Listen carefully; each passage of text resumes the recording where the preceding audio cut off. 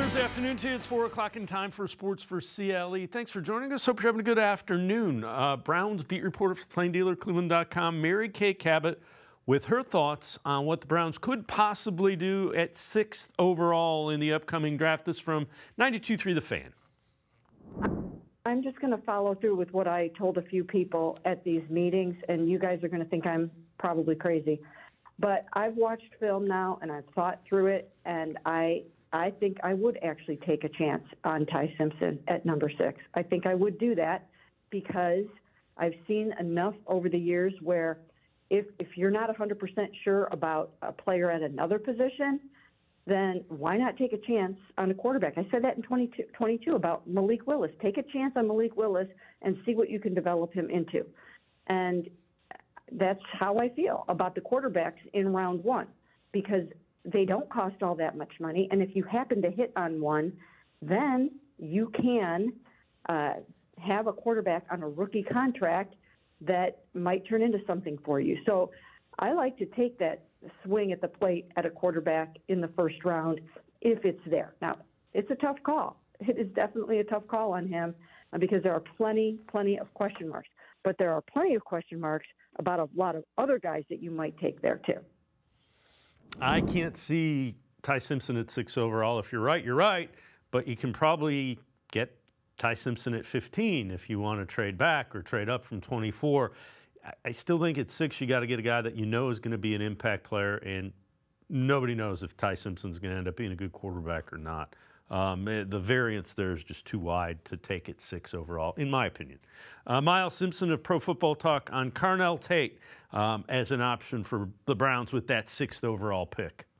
If he is at 6, then that's somebody that I think would make a lot of sense to add to the team, right? I mean, I still watch Ohio State. I still understand that is really WRU, right? Yeah. So if you can get somebody who is a part of that sort of legacy and put him on the team, especially with a team that, can't seem to really catch the football at the wide receiver position, then I don't necessarily know why you wouldn't do that. But, that depends on him being there, right? And so there's a lot of other things that the Browns need. They need some offensive linemen, right? You still really haven't been able to solve the offensive tackle position. That's something that I would think that they might want to do.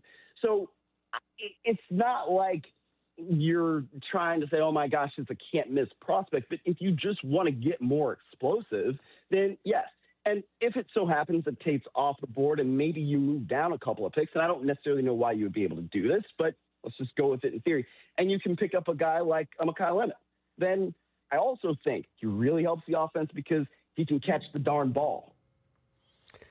Browns need playmakers. Playmakers score points. I know they need offensive line help, but who with the ball in their hand threatens the defense on that team? Harold Fann's okay. Quinshon Judkins is okay. They get better if you get a guy who has the potential to threaten the defense with the ball in his hands. I want a wide receiver. Again, I could be wrong. Daryl Ryder on if the Browns should be interested in drafting Notre Dame running back Jeremiah Love. He drafted 2 running backs last year, so you'd be talking about drafting 3 running backs in 2 years, and 2 of them with a first and a second round pick. So I'll tell you right now, I'm not pro Jeremiah Love. I need to make this known on the outfront of this. I'm laying out the situation. I can't, the way you described it right there, I can't let Samson get in the way of whether or not I take Jeremiah Love. Well, no, Judkins was the second pick. Okay. The second round pick. Yeah, I know that. Judkins was taken, I'm saying. But aren't you're equating for both the 2 of them already being there, right? Is that correct? Right. Yeah. You took 2 guys last year. You'd be taking him this year, and that means in a position in a league that's not a running league, it's a passing league, you will have invested 3 draft picks on that room, and 2 of those picks are in the top 2 rounds. Which none of this, by the way, screams anything analytical at all. Well, like for being the analytical world that they live in, none of this screams analytical. That screams bad roster building. Well, I mean, yeah. Just in general, 6 overall on running back doesn't scream analytical. If Quinshon Judkins was not on this roster, yeah, we wouldn't have an argument. I'd be all for it. I'd be down. The fact that they haven't drafted a wide receiver in a passing league since Corey Coleman. That's the last first-round pick. That's not good, and it's not good roster building, and it's not what the NFL has become. It's become a passing quarterback wide receiver league, and the Browns haven't had any, which is why their offense has struggled. Some news about a former Brown. Linebacker Anthony Walker has announced he is officially retiring from the NFL. Walker had a couple productive seasons before he suffered a bad knee injury with the Browns. But good for Anthony Walker, a good guy, and he very good until that last injury. Couldn't quite shake it and get back to his previous outstanding play. But congratulations to Anthony Walker on a successful NFL career. All right, so Guardians in Los Angeles taking on the Dodgers. Final game of that trip to open the season out in the West Coast. And the Guardians trying to take it 2 out of 3 from the Dodgers. Gavin Williams going against Yakamoto. And Gavin Williams was on. 7 innings pitched, no earned runs, 2 hits, 3 walks, and 10 strikeouts. Double-digit strikeouts against one of the best lineups in baseball for Gavin Williams. 3rd inning, scoreless game, Daniel Schneemann steals, and then he'll come home on a throwing error as he was trying to steal third. 1-0 Guardians with the lead. Still in the 3rd inning, Gabriel Arias. Take a look at this. Deep to the deepest part of the ballpark, and it's gone. A solo home run for Arias, who has struggled at the plate. 2-0 Guardians. 8th inning, some insurance would be nice. Jose Ramirez plays the good hands people. 2-run homer. Guardians win it 4-1. They take 2 out of 3 over the Dodgers in Los Angeles, and they start their West Coast trip to open the season 4-3 on the year. A really good job by the Guardians to go 4-3. Home opener will be tomorrow afternoon. Joey Cantillo against another really good pitcher, Cade Horton, for the Chicago Cubs. 4:05 starting time for the Guardians. Cavaliers continue their West Coast trip, taking on the Golden State Warriors tonight. ESPN's national NBA analyst Brian Windhorst on the possibility of LeBron James signing with Cavs in the offseason. There's been a lot of expectation and belief that LeBron would want to come to Cleveland if the Lakers weren't an option. The Cavs don't have a functional way to sign him right now unless it's for the minimum contract. And if you were going to trade for him, you'd have to materially change your team. And LeBron James is a man who's played for the max for 19 consecutive years. Going from the max to an exception is a major move. So I don't think it should just be assumed that he's going to want to do that. So the LeBron to Cleveland, idea/dream, I'm not seeing that at the top of the probability list right now. You talk to me in July, and I may have a different answer, but I know people are just writing that in. I'm not one of them. Again, the only way that works is if LeBron thinks, yeah, it'd be nice to come back to Cleveland, potentially chase a championship ring. If he doesn't think they're contenders, probably isn't going to do it, would be my read of that situation. We're going to step aside, take a quick time out. Browns are up first. Jake Burns from BrownsFilmBreakdown.com. We're talking Browns when Sports4CLE returns. Stay with us. You got so much to do. It's got you feeling blue. Put a little play in your day. 'Cause it's fun all over the state. So come on. Great games wait for you and me. The Ohio Lottery. Put a little play in your day. Put a little play in your day.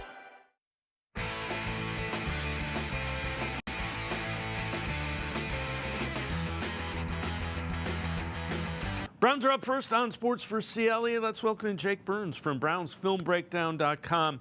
Jake, owners' meetings kind of wrapping up. We've heard a lot of talk about the Browns' quarterback competition and Jimmy Haslam kind of shifting the tone of what he's saying about Deshaun Watson. What do you make of that? What do you make of the quarterback room as it now is constituted?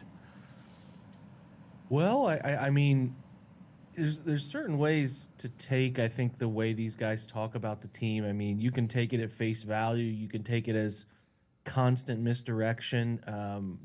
Kind of recently, I think when it comes to the draft, I do think that Andrew Berry and the way they pattern their discussion has turned to a point that I think it's fair to take what they say about the draft very minimally. Jimmy Haslam, I'm not totally sure where you land on that. I mean, I certainly think his statements last year were probably made out of a lot of frustration off the year before in terms of what he said about, the swing and miss nature of Deshaun Watson, and obviously knowing that Watson wouldn't be playing any games in the upcoming season. So when Watson is around and he's a part of things as he's going to be because the cap manipulation says he has to be, I think you do walk that back in the sense that you don't want – I don't think it would be well served for anybody to think they're outside the quarterback battle on the roster, right? They're going to be on the roster because money dictates accordingly. I don't think it'd be well served to have a statement out there that kind of diminishes the ability for a guy to play, especially with a past like Watson. So, I mean, listen, I do think Todd Monken is being serious about being interested in starting either of these guys. I'm sure that there is based on the hire being so tilted toward offense, I'm sure they're in lockstep about who's going to get the majority of those opportunities in the upcoming OTAs and minicamp stuff that is ahead of us this summer. But I think that the language has to shift because I do think you have to keep from, sort of burying yourself or having a grievance filed or anything like that about, a player like Deshaun Watson who's had the history that he has, most of that quality history obviously before Cleveland, but being kind of counted out ahead of time. So I think you button up that language. You talk about an opportunity. You talk about hoping he can turn it around. But the hunch I still have is that this is, as currently constituted, Shedeur Sanders' job to lose because they are, looking forward to 2027. And especially if Shedeur doesn't kind of turn into anything that resembles an answer at the position. So not the news I think Browns fans wanted to hear, but I think that's sort of, to me, the reality of it. Yeah, and I'm with you. The other thing is it does them no – if Deshaun Watson goes out and plays well, he's probably not coming back here. He probably has played himself to another contract somewhere else. So it's kind of it's a tough situation relative to Deshaun Watson. I get that. Do you think they draft a quarterback? I mean, we've heard Dylan Gabriel hadn't been in the thing. Do you draft one? And if so, what do you think Todd Monken likes in his quarterbacks that he would develop? Well, the hunch that I have is that last year they felt like they needed to draft younger quarterbacks and wanted to put themselves in a place in the middle rounds where they got a guy they really liked. So they seem to really like Dylan Gabriel. I think we can all agree that they reached for that selection to make sure they got the guy that they wanted. And then I think Shedeur Sanders kind of fell into their lap late in the draft where it's like value kind of dictates we just kind of can't pass on this any longer, given that we don't have anything, decided at the position. My hunch could be totally wrong here. Who knows what happens in the next 20 days or so. They're not going to do the we have a guy, we have to go get him angle here, and that if there is a value meets their grading, say they have a guy graded as maybe a day 2 quarterback and he's available day 3, I think they would be inclined to go do that. Or even if Ty Simpson kind of like, just like Shedeur last year, kind of falls down the board a little bit and he's available late round 2 or round 3 there around pick 70, you could see them do that. But I don't think they're going into this draft, again, hunch on this, is that they're chasing a quarterback. I think they're willing to accept if a quarterback of good value, according to their scouting, falls into their lap. But I certainly think that they're, less inclined because of having taken 2 the year before, because Watson's coming back. I don't think they want to have 4 guys that they want to get snaps to again in a training camp setup. So I'm inclined to think unless something falls very, serendipitously with the board where you're, like I said, picking in the 150s and you have a guy graded inside the top 90 or something like that, I don't think they're going to go that direction. If it is a quarterback, what, and again, who knows, but what does, Todd Monken talked about a mobile quarterback. I don't necessarily know that fits exactly what he does, because you look at Stetson Bennett, and he wasn't terribly mobile. What skill set do you think Todd Monken values in a quarterback? Yeah, I mean, if you're not a runner, then I think you got to value guys who play on time, right? Like you got to value guys who get rid of the football with a rhythm, with a tempo. They're predictable pass droppers, right? They have a very strict cadence, so that the offensive line has a good feel for where they're dropping in the pocket. And then you just want guys who take care of the ball. So if you're not a play extender, right? I like to call it a guy who can create a play within a play. Then you better make sure that the play given to you, you're able to execute it, right? So I think that if there's not a type that can move, that can run, that can extend in this draft the way that they would hope, then I obviously think that they want guys who can play on time and play, a part of the process is be able to hit all 53 yards horizontally, right? Don't find guys who don't like to use the middle of the field and throw an accurate deep ball. I do think he wants to push the football downfield. I think he wants to push football off play action, right? So, to me, the part of Ty Simpson's appeal is that he does play with vision across the entire field. He's willing to hit the top of his drop and get the football out and push it into deep downfield window, those sort of window hunting type of passes. I can see that. But, yeah, I think if there's a guy in this group that they think can run a little bit, be a plus in the mobility aspect, and take a dart throw on late, then they might be inclined to do that. But you can get a little too – and I think that anybody who scouts quarterbacks would say this. You can get a little too traits heavy sometimes, hunting guys who can move or hunting a guy who's got a big arm, and you miss what they can and can't do within the just general structure of a play, right? You want guys who can extend plays, but you can't live in a world where all you do is extend and create. You got to have a certain flat line, baseline elevation of like, this is what we can do within a concept. I can play on time a majority of the time, right, and get the football out and do what you're expecting me to do. So it's a weird quarterback class. I don't really like it very much. Even when you try to see people arguing for Garrett Nussmeier or Carson Beck or some of these others, it's just not that appealing to me. But again, if they have an in-house system that they believe, their process believes a guy on day 3 can make some sense, I wouldn't be shocked to see that at all. What do you make of the remade offensive line? A lot of versatility. Guys that have been durable, which has been a problem for the Browns offensive line the last couple of years. Certainly, they aim to find durability, right? I like Zion. I think he's got a chance to be, as a left guard, a player that can just consistently play. I think he's got better football in front of him than what he played in LA, and I think the people you talked to in LA were excited about where he could go, but it was certainly at times inconsistent. But a great athlete. He can really move and get out in space and run horizontally, whether pulling or zone blocking.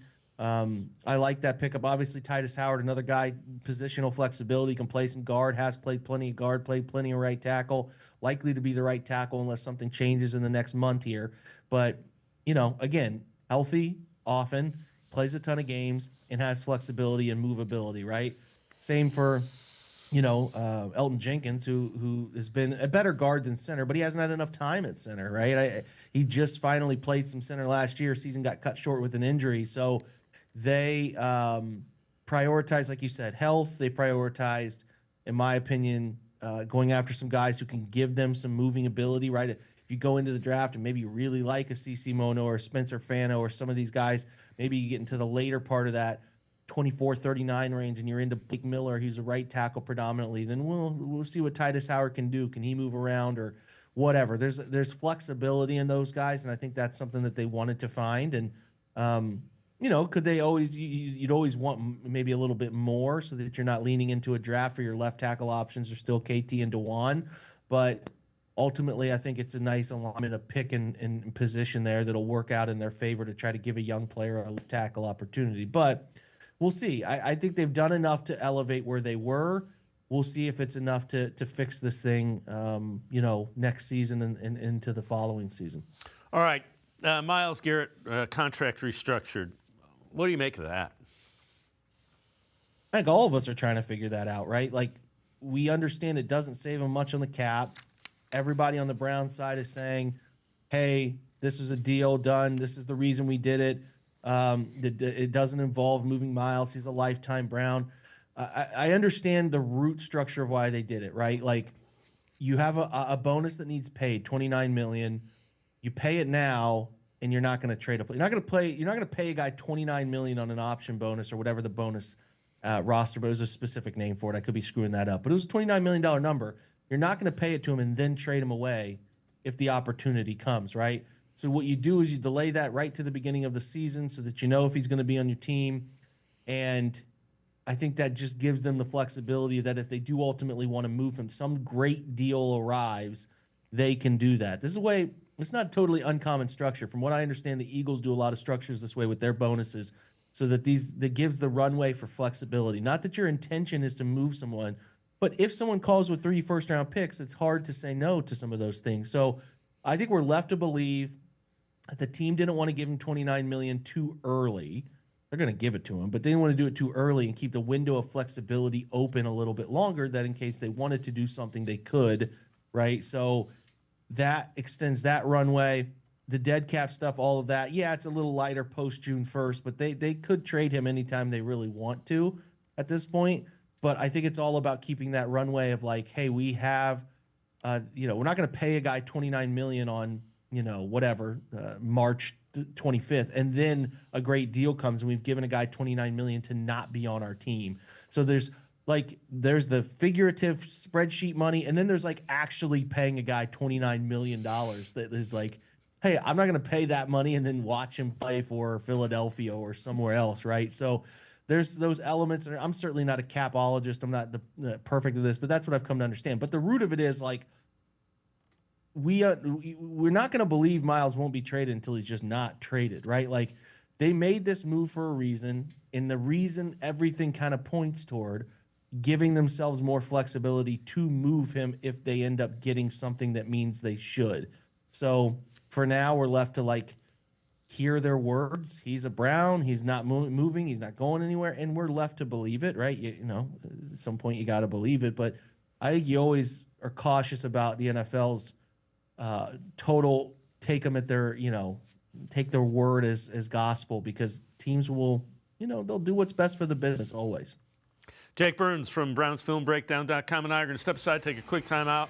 We'll head to the voicemail of Truth and Reason, talk a little draft. When we return, Sports for CLE, you'll be right back. Come back to go forward. Back to learning new things. Back to pursuing your dreams. Tri-C has flexible learning options to fit your life. And every year, more than 1,000 local companies provide Tri-C students with real-world learning. The right education can boost your lifetime earning power by hundreds of thousands of dollars. Start now with a college education you can afford. Tri-C, where futures begin.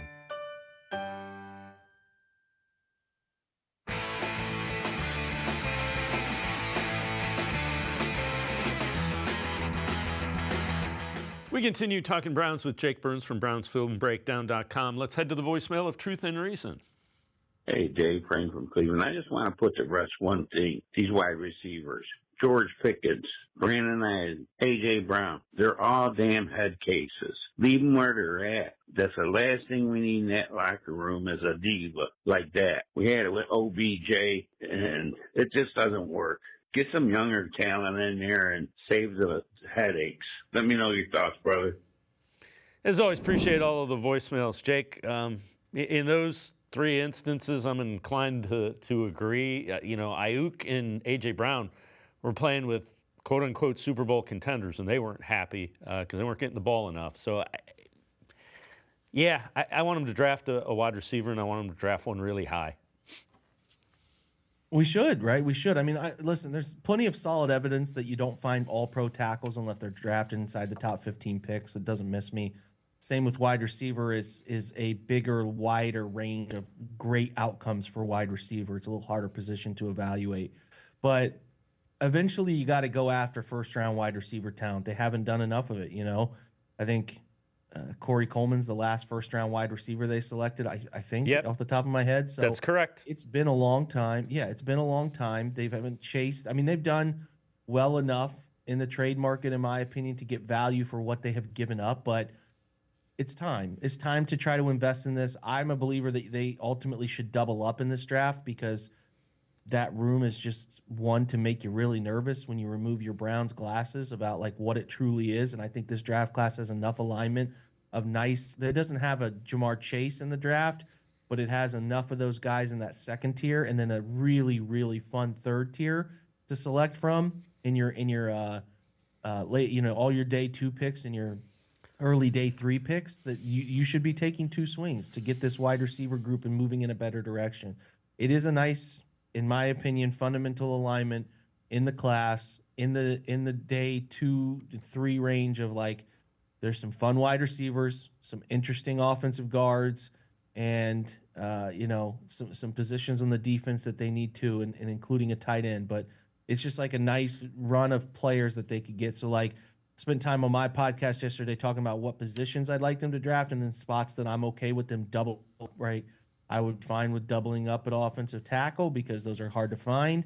At wide receiver, and then you could even talk me into like doubling up a little bit at tight end with like a traditional tight end, and then more of a sort of undersized fullback type tight end because they still need that too. So they got to focus on offense. There's a couple select defensive positions I could see them going after, but I think they've just got to invest in the offense. They've talked about it. They spent all their time leading up to this draft talking about rewriting their offense and getting everything in a better place. And you got to actually do it. If you want the offense to be better, it's been the league's worst for too many seasons in a row now. If you want to actually be better, then you better invest in it. They've done some of that with the offensive line, but now you got to put better players around the quarterback and get guys who can get open and guys who can make things happen after they get the football in their hands. Yeah, here's my thought. If you hire Todd Monken, you better give him the pieces to have a explosive offense. Otherwise, why'd you hire him? Why didn't you just hire Jim Schwartz if you were going to line up and run the ball into oblivion? Yeah, no doubt. If you're going to invest in an offensive coach, you better give him something if you want it to change, right? It's a definition of insanity. Can't keep doing the same things over and over and expect a different result. So how about you invest in it? And again, to their credit, the offensive line has seen some investment already. I do expect plenty of value to be found in the draft at important tackle guard positions and wide receiver. There's, like I said, enough guys to really like doubling up at that position to try to really influx talent in a place that they need it badly. So, listen, I'm curious what they do. I think there's an interest in trading down probably a little bit to get another pick or maybe even get a 27 pick attached to it. But there's still enough great value in that traded down pick 24 and pick 39 and even pick 70 to go get guys who can make those explosive plays happen. All right, I'm curious. What are your thoughts about Tylan Wallace, guy that was with Todd Monken in Baltimore, signed here?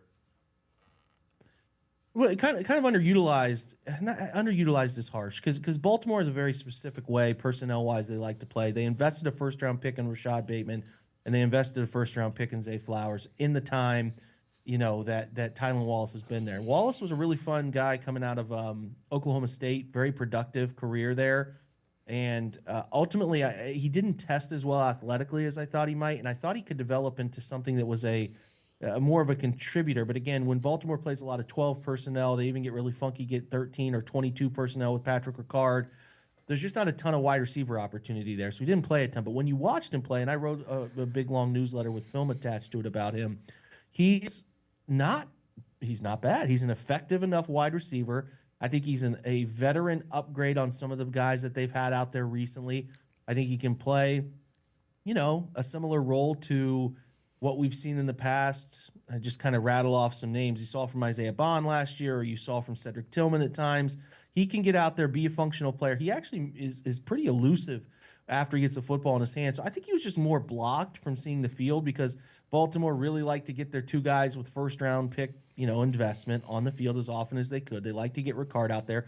We know how many tight ends they had. They had 3 effective tight ends, and obviously, too, they brought in some veteran big-name guys at the end of their career, to try to, DeAndre Hopkins type. They had Odell there for a minute. Guys just they're trying to get more from. And Tylan Wallace will be interesting to see when he gets a chance if he can capitalize on it. But I think the film shows a guy who can do stuff well enough. He probably just didn't reach the heights of some of the guys who were in the first round territory. And again, a place like Cleveland last year that just didn't play a ton of 11 personnel. They didn't get 3 wide receivers on the field very often. So I'm encouraged to see what he can do if he gets a real chance to play some ball, play in the slot a little bit too, maybe, have some flexibility. And he's also a really good special teams player, both kickoff, kick return. He hasn't returned as many kicks as people think, but there's some explosion examples in those. He returned that punt to the house first punt he returned in the NFL a couple years ago that gave the Ravens a win in overtime over the Rams. So he's explosive enough to be interesting. I'm side-eyeing it. It's always like this in the league. Somewhere, someplace, some guy undervalued by the old team gets a chance and actually has a chance to flourish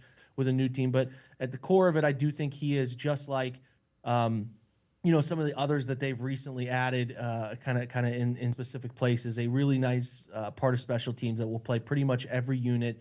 He did it effectively. Even if he was just on punt return, he was a gunner jammer. He was a gunner on punt team to run down, make tackles and stuff. So I think he's a nice addition for the core of what they want to do with their special teams, and then obviously as they try to rewrite that and give their new special teams coordinator Byron Storer a nice chance to get that turned around, but also has some upside to like, hey, maybe there's more here at wide receiver than people think, and I think he'll get that opportunity. So, and I know you've addressed this on BrownsFilmBreakdown.com. Trade down scenarios for the Browns. What do you think would be the most likely, and is there a don't want them to go below this if they trade down? Yeah, it comes down to like, if you hear Andrew Berry talk, he kind of talks about compounding things as much as he possibly can, and they're, in my opinion, trying to make up for losing first-round picks that they did over the last 3 years. So I think the 27 draft, it's always dangerous to be like, hey, this class is going to be great, but there's a lot of interesting quarterbacks, and I'm not talking just baseline, that there's a lot of very interesting quarterbacks. And then there's some very elite names in the pass rush department and the receiving department. We all know the one in Columbus.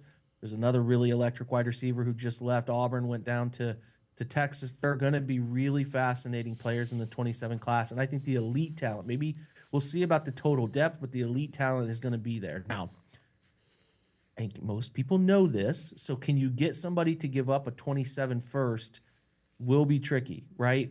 Like, if I'm staying in this class, like a trade nets me something in this class, a second or whatever, I really don't want to go much further than like 14, 15. Now, if you can get me a first in the next class to continue to have that, so you like maybe trade back to 20, 24, the Browns to 25, 26, something like that, we'll see. It's a little further. Like, I'd ideally like to stay no lower than 18, have an 18 and 24, and then have an additional first round opportunity with another first round pick in 27. You get some of the mock simulators, like 15 can be an interesting spot with like Tampa Bay, right? We obviously know the Rams, but the Rams maybe are trying to stick and pick. They already gave up one of their first round picks. So there will be teams, I think, that are interested also. If like Caleb Downs is there, Mansour Delane, the corner from LSU, is there. They could be chasing a pass rusher, say Reuben Bain or David Bailey's there. I think the opportunity will present itself. I wouldn't be surprised if it only nets them return in this class, because I think a lot of teams are like guarding, the 27 picks. There's like 5 teams this year that have 2 first-round picks or multiple first-round picks. I don't expect that to be the case next year, but all it takes is one team trying to get hungry, come up and get somebody, and you can get in the 27 with an additional first. I think that's their goal. Executing that will be trickier this year than it was last year, so we'll see. All right, before I let you go, what does a home run look like, first 3 picks for the Browns for Andrew Berry in this draft? I'll tell you what, I was doing a mock draft just for fun because I was waiting to start this show. Here's what I did. I moved down from 6 to 15. Okay, I got Tampa Bay's first in 27, and we went to 15. I took Monroe Freeling. He landed there, right? And I'm also okay with, like, if any of Spencer Fano or Caleb Lomu are there, but Freeling's there at 15. Then 24 is Omar Cooper, who I think is a really good wide receiver out of Indiana. So we took him, and then we took the safety that I'm most fascinated with, who I don't think gets out of the first round, but he could. You never know. This kid out of locally Toledo, Emmanuel McNeil Warren, is there, who I really like. He's long, tall, split safety experience, can come down, play in the box. He's a fascinating football player. Would be really, really happy to get him. And then I'll even give you a bonus. Pick 70, we took Keelan Rutledge, the guard out of Georgia Tech, who I think is a really good player too. So there's your first 4 that I was just telling myself, like, this is a home run mock draft. I might have to post this somewhere. So yeah, and you get a first-round pick from the Buccaneers next year. All right, Here we go. I'll sign up for that. Jake Burns, where can folks find you again? Tell us about BrownsFilmBreakdown.com. Yep, just brownsfilmbreakdown.com. We do a subscriber-based business, podcast, newsletters, and film rooms that I think are pretty unique in the industry. So we got a great community of people there, growing, big Browns fans who want to elevate their fandom in terms of the deep dive material. So yeah, we do a whole bunch of stuff around games, previews, game notes afterward, introspective breakdowns, long film rooms to give you an insight of what the Browns do. And so yeah, join us there. You're a big Browns fan, or we're at Browns Film BDN on Twitter as well, and we're on Instagram and TikTok and all that fun stuff too. Oh, as always, great stuff. Appreciate the time. Thanks, Jake. Thanks for having me, guys. Jake Burns from BrownsFilmBreakdown.com. Check that out. You will be happy you did if you're a Browns fan. We're going to step aside, take a quick time out. Spencer German from 92.3 The Fan and the Lockdown Browns podcast up next. Stay with us. You got so much to do. It's got you feeling blue. Put a little play in your day. 'Cause it's fun all over the state. So come on. Great games wait for you and me. The Ohio Lottery. Put a little play in your day. Put a little play in your day.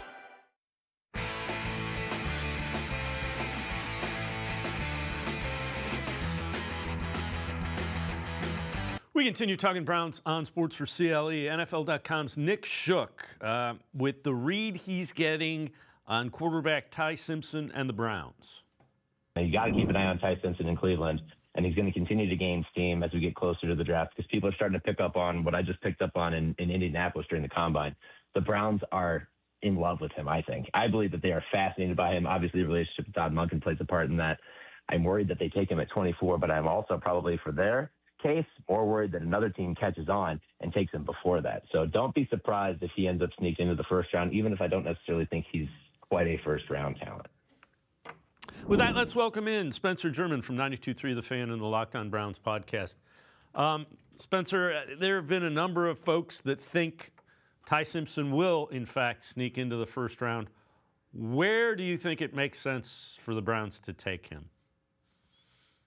Personally, I would say if it was a second-round pick, if he made it to day 2 and the Browns decided, you know what, we really want this guy, let's trade up even to get him. Like, let's get to 33 and jump to where the Jets are and make that pick.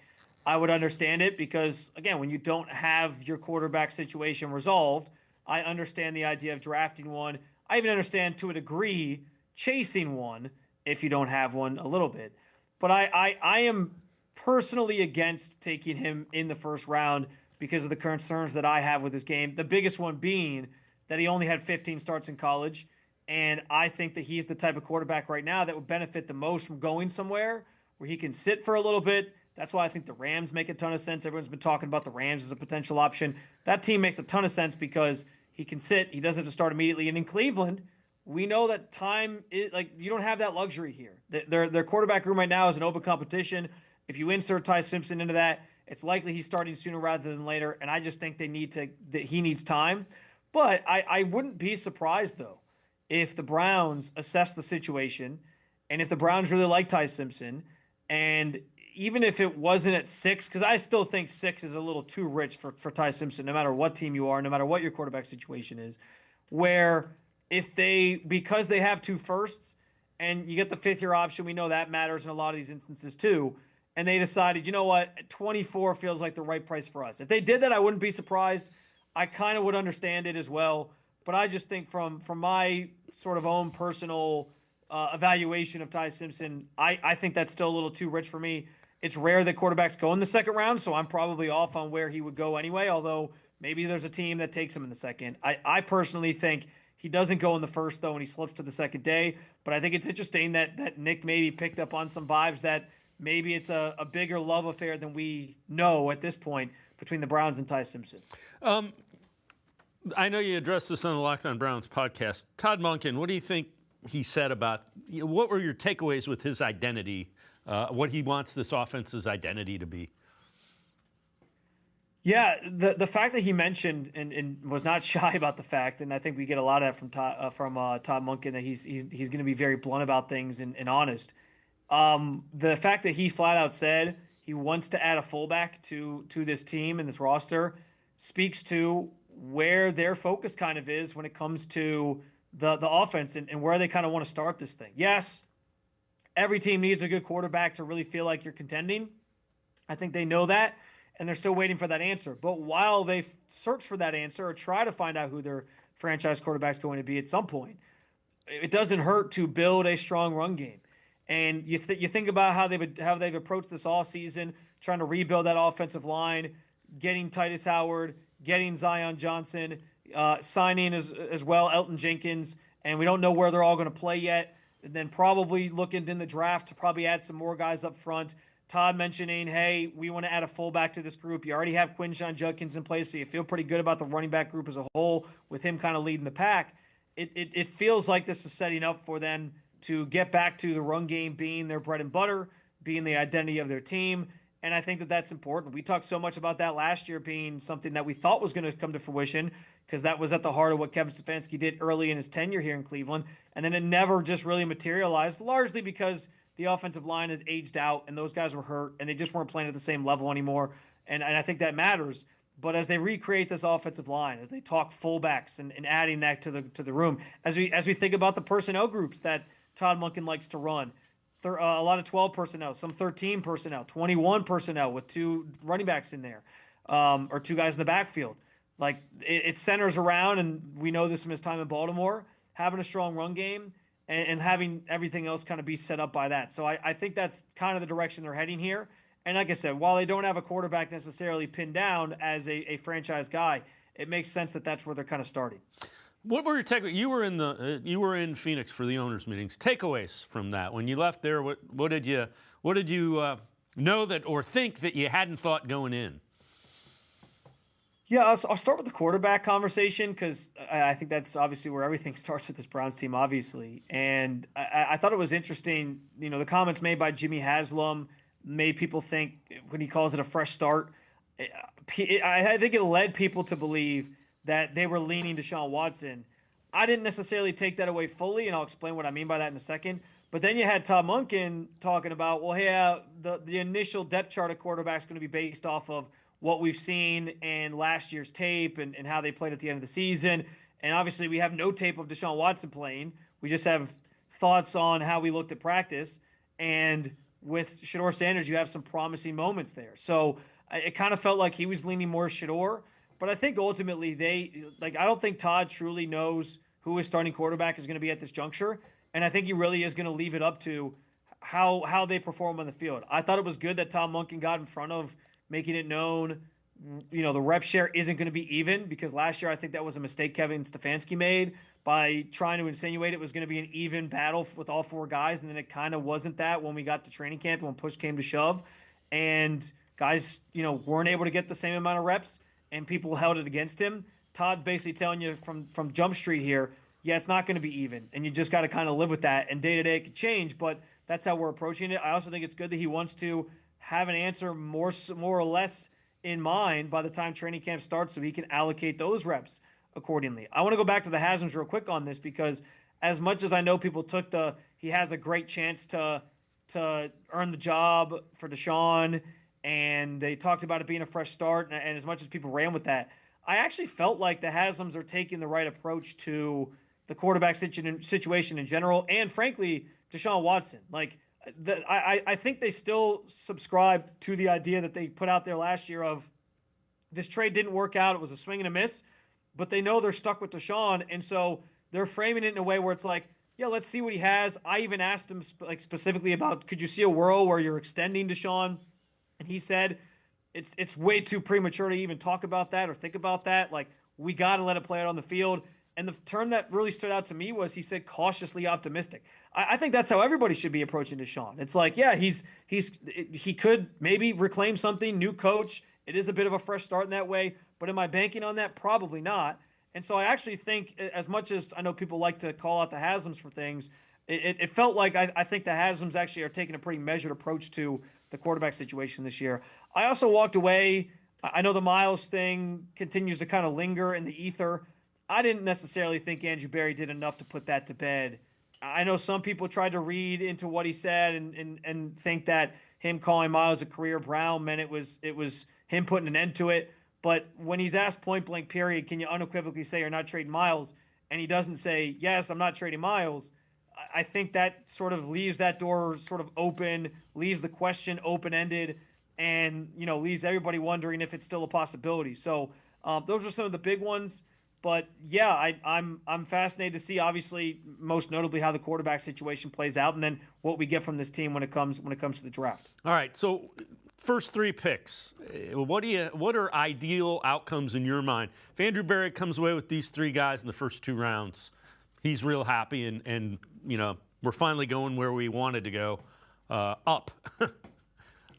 Yeah, for me, an ideal draft scenario, and I do think Andrew Berry, we saw it last year, right, likes to – what he always says is he wants to maximize the value of the picks that he has. And last year, maximizing that value of that pick was trading back. And I think he probably looks at this year and says trading back would be a really good way to maximize the value of this pick again. My biggest question is that market going to materialize? That was another thing I'd say I maybe came away with from the owners' meetings was how likely is it that teams are going to be willing to trade up to 6 with the Browns? Because you obviously, it takes 2 to tango. You need a partner to make that sort of thing happen. And I just don't know, without a really good quarterback class, how many teams are going to be willing to come up 3 spots, 4 spots, 5 spots, 6 spots for some of the players that could potentially be available at that spot. So we'll see. I think a lot of it could depend on who falls. If Jeremiah Love is there, maybe that's the type of player they come up for. Granted, it's a running back, and running back's devalued. We'll see. But for me, I think trading back makes a ton of sense. Try to get some future draft capital in case you want to move around the board again next year, and it sets you up to maybe get that franchise quarterback that you've been looking for in a class that we think is going to be good. And guess what? Even if Shador works out, you still now know you have the ability to add more talent around him next year with that extra pick that you potentially get. And then wherever you end up, if it's kind of in the early teens when you trade back, draft probably one of these offensive linemen. I'd lean Monroe Freeling, but if it ended up being like Spencer Fano, I'd understand it. And then you get to 24, and I really like Omar Cooper in that spot. Denzel Boston's not a bad choice either, and I think there's some receivers that you could kind of get in that range that make a lot of sense. And then I think you get to the second round, and to me, I've had my eye on a couple different guys, but somebody like Isaiah Pons stands out. Pons from Indiana stands out, and I think that I know it's D'Angelo Pons. My bad. I think that's a position of need, trying to find that nickel corner, trying to get somebody that can play in that secondary, and also, frankly, just thinking about the future as Denzel Ward gets a little bit older makes a lot of sense as well. So those are some of the names that come to mind for me. But yeah, I think at this point there's a number of directions that the Browns are kind of considering going, and we'll see how it all shakes out here in a couple weeks. Spencer German, as always, great stuff. Appreciate the time and the insight. Thanks very much, Spencer. Anytime. Spencer German, make sure you check him out, 92.3 The Fan. You can also catch him on the Locked On Browns podcast. We're going to step aside, take one more time out. Lance Reisland with a film breakdown, video analysis on the other side of the break. Sports4CLE. We'll be right back. Stay with us. Come back to go forward. Back to learning new things. Back to pursuing your dreams. Tri-C has flexible learning options to fit your life. And every year, more than 1,000 local companies provide Tri-C students with real-world learning. The right education can boost your lifetime earning power by hundreds of thousands of dollars. Start now with a college education you can afford. Tri-C, where futures begin.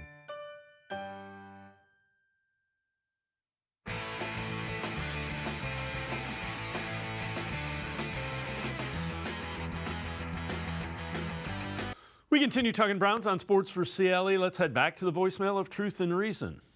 Hey, Dave from here in Cleveland. One thing with the Deshaun Watson fiasco. Okay, so he does want a starting job. Maybe we could make him look good before the trade deadline. Someone's in need of a quarterback. You think we could pull off a trade and get something back for this guy? Let me know your thoughts, brother. You and the family be good and be safe. I love you, brother. As always, appreciate all the voicemails. Let's welcome in Lance Reisland from the Plain Dealer, cleveland.com. Lance, the contract probably makes trading him prohibitive. It kind of is what it is. And I have no issues with what Jimmy Haslam or anybody, Todd Monken or anybody has said relative to giving him a chance. They should give him a chance. I think it'd be foolish to expect a lot from him just because of how many injuries he's had and how long it's been since he's been able to be on the field playing NFL football. Yeah, I think you'd have to be realistic about what he can do. However, I think it's important that everybody understands that they have to stay committed to playing the best players.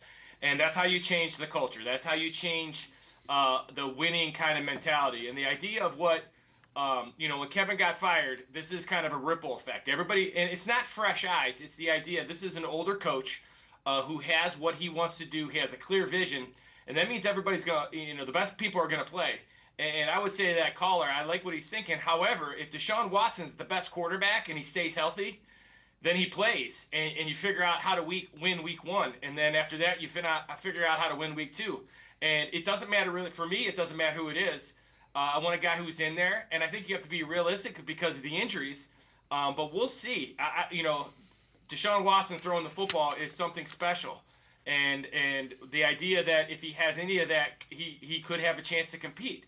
I'm not about development. I'm not about all those things that people talk about all the time. As a football coach, those things come in the offseason. When it gets to the season, I'm thinking about winning. And I got to figure out the best people that help me give me the chance to win. All right, let's take a look at some of the linebackers in this draft. The first one is a guy that probably won't be there at 6 when the Browns draft, but it's a local kid, Arvell Reese from Glenville High School. Well, when you look at Reese, what do you see on tape? Well, him Styles, this is a guy, him and Styles are the same thing. They're long, athletic guys, 6'3", 6'4", in that 240, 250 range, can play off the edge, can play, play an off backer. You can see him there coming out of blitz. You can see him here coming off the edge. You see the closing speed. Him and Styles are just outstanding guys in what they can do. They can play different positions. I've seen Arvell Reese stand up some pretty good 330-pound tackles. He plays with his absolute hair on fire. Comes out of a really good program at Ohio State. Comes out of a really good program in high school in Glenville. This is a kid that's really, really active and can get sideline to sideline. For me, I see him as kind of that nickel linebacker, or, not per position, but the ability to play so many different spots. You can be so flexible with your defensive calls without having to bring in new personnel. Now, he's part of my 6. Him and Sonny Styles, Caleb Downs, Bailey, Jeremiah Love. There's 6 guys that I have that are just top-of-the-line guys that I would take regardless. It has nothing to do with what strength I have at a position. These are guys that are game changers. Obviously, this will be a top 5, top 10 guy, but he's a guy if available. I don't care what your depth is at linebacker. You go get this guy. He looks like the kind of guy, Lance, that the new vogue thing is positionless because you can play him in so many different ways. Is he a guy that you see an NFL defensive coordinator kind of moving around looking for a mismatch? Oh, there's no question. And, when they say positionless, the key to that is the ability to, can you play well? So you've seen him stand up tackles. You see him there playing a stand-up linebacker. You see him coming off the edge at blitzes. You see him here. He's squeezing as a defensive end, and then he's going to react and run to the football. There's so many things he does well that, not only can you find mismatches, but you don't have to change your personnel. For example, when you go into nickel, when you go into dime, when you go into goal line. This is a guy that can play all different types of positions. As an offensive coordinator, this guy is an absolute nightmare because the bottom line is he's a better athlete than everybody on the field. So not only is he well coached, fundamentally sound, plays with his hair on fire, he's just better than you. And when I think of top 6 picks, I think of guys who are just better. When you turn on the film, they're just better. Arvell Reese is a guy who's just better than everybody he plays, and he's a freakish athlete that would be a great fit in his Rutenberg-style defense.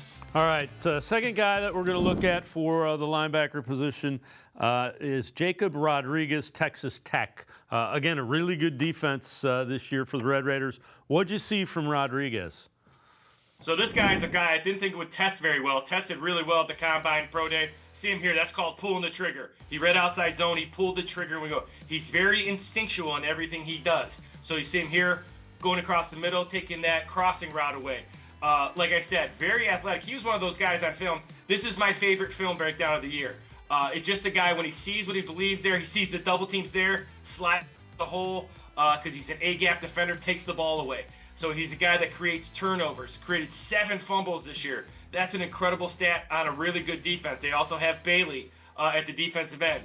The thing that's most interesting for me is instinctually how he plays. And then when he gets there, he's a really solid tackler, played really well in the Senior Bowl. And just a guy that's always around the football, always making tackles, flies around, has fun playing the game, loved his interviews, loved how he talks. But you can see here, just a tough guy, runs sideline to sideline.